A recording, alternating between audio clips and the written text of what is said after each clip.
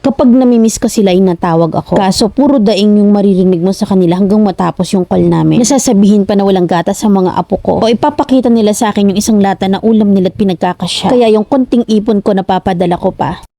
24 years na ako dito sa abroad. Single mother ako at 49 na. Meron akong 3 anak na 2 lalaki at ang bunso ko naman ay babae. Nakakalungkot lang dahil pinag-aaral ko sila pero hindi nakapagtapos at nagsipag-asawa ng maaga. Siguro dahil malayo ako at walang gumagabay sa kanila. Ako naman maagang namatay ang magulang ko sa aksidente. Kaya't bata pa ako'y sanay na ako sa kahit na anong trabaho. Naging tagabantay ako ng CR sa palengke sa murang edad at nagtrabaho rin ako sa mall sa mahabang panahon bago mag-abroad. At ang mga kapatid ko naman ay may kanya-kanya ng pamilya. Sa tuwing nagbabakasyon ako sa Pinas ay nakakaramdam ako ng inggit sa mga nakikita kong mga kapatid at kamag-anak na kahit simple lang yung pamumuhay pero masaya at buo ang pamilya at sama-sama. Kaya naiisip ko na mag for good na lang sa Pinas. Pero ang malaki kong problema, ang mga anak ko walang permanenteng trabaho. Kaya pati yung mga apo ko ako yung nagsusuporta. Simula nang nag-abroad ako hanggang ngayon ay buwan-buwan ang padala ko at walang palya. Kaya kahit 24 years na ako dito abroad ay wala akong naiipon. Minsan meron akong natatabing pera. Pero kapag namimiss ko sila natawag ako kaso puro daing ang maririnig mo sa kanila na hanggang matapos ang call namin ng mga anak ko at mga apo na biglang out of the blue sasabihin na wala silang gatas. At dahil hindi ko matiis yung konting ipon ko ipapadala ko rin. Mahal ko yung mga anak ko at apo ko at sila yung lakas ko. Pero nakakaramdam na ako ng sobrang pagod at nabibigatan na ako. Last month nga ay nagkasakit ako siguro sa sobrang pagod at stress na kasi nagpa-part-time job din ako. Naglilinis ako ng mga bahay ng mga kaibigan ng amo ko. Kaya minsan binabawasan ko yung padala ko dahil gusto kong makaipon. Pero kinukonsensya nila ako pag natawag ako na parang sinasadyang ipakita sa akin na sardinas yung inuulam nila na isang lata lang ay pinagkakasya nila sa mga apo ko. Kaya yung buong sahod ko pinaghahati-hati ko sa 3 anak ko. Pagod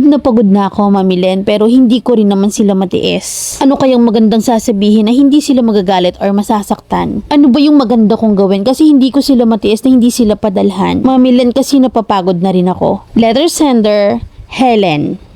Mas maawa po kayo sa sarili nyo. Hindi dyan sa mga anak mo ma. Desisyon nila na mag-asawa kaysa mag-aral so panindigan nila yung pamilya nila. Inaabuso ka kasi nagpapaabuso kayo. Lalo silang maghihirap sa future kasi kinukonsinti nyo. Ma, ang unahin nyo yung retirement nyo. Kasi kapag hindi mo na kayang kumayod at umuwi ka ng walang ipon, yung hinaharap nyo ang nakakatakot. Na hindi ka rin nila matutulungan kasi sa kanila nga ay kulang pa. 24 years walang palya. Kalabisan na yun ma. Tapos ikaw na walang ipon, paano ka makakapag for good? Simulan nyo yung pag-iipon sa sarili nyo at mag-business na lang kayo pag uwi nyo. Ano bang skills ng mga anak mo? Tumihaya lang at gumawa ng pamilya. Kung kaya mag-driver, edi mamasada at kumuha ng sasakyan. Or magtayo ng sari-sari store at palaguin nila. Magpadala kayo for the last time para sa pagkakakitaan nila at linawin mong huli na. Kasi lalo nyo silang nilulumpo. Hindi nakakatulong yung kakabigay nyo. Maawa kayo sa sarili nyo, matakot ka sa dapit hapon ng edad mo. Tiisin mo sila at sa'yo magmumula kung paano sila magiging financially independent. Napakabuti nyong ina at saludo ako sa inyo. Pero di tama yung pangungonsinti nyo. Pinipili nyo lang yung anak nyo sa ginagawa nyo.